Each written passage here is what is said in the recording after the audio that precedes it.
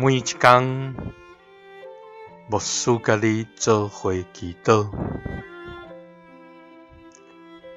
今仔日是9月14，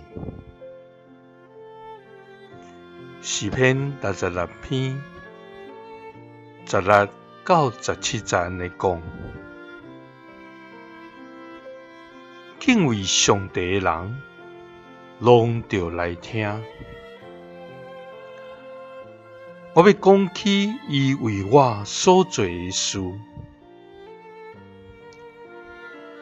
我要用我的嘴求救伊，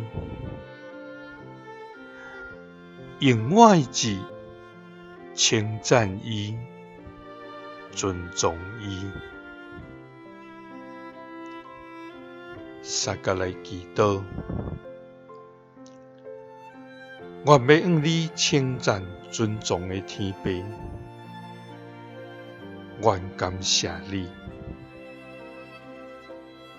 主啊！你是阮的快乐，是阮的诗歌，是阮的盾牌，是阮的关台，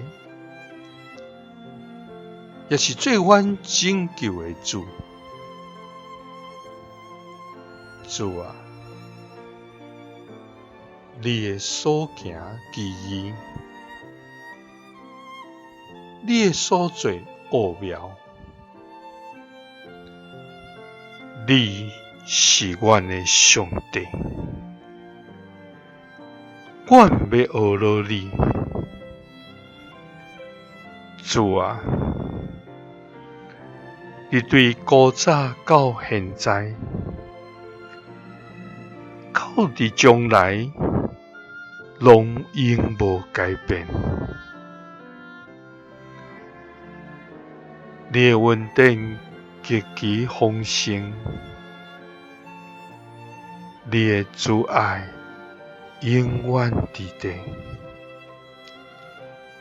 你的信息直到将来永无改变。阮要尊你最大，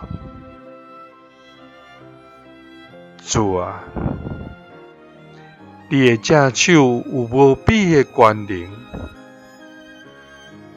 主啊！你的正手拍喙对敌，主啊！今仔敬畏你的人，拢着来听，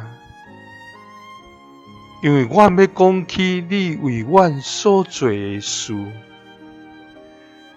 就是阮捌用阮的嘴求救你，用阮的字称赞你，尊重你。祈祷是奉主耶稣基督的圣名，阿们。耶稣听你，赐你平安。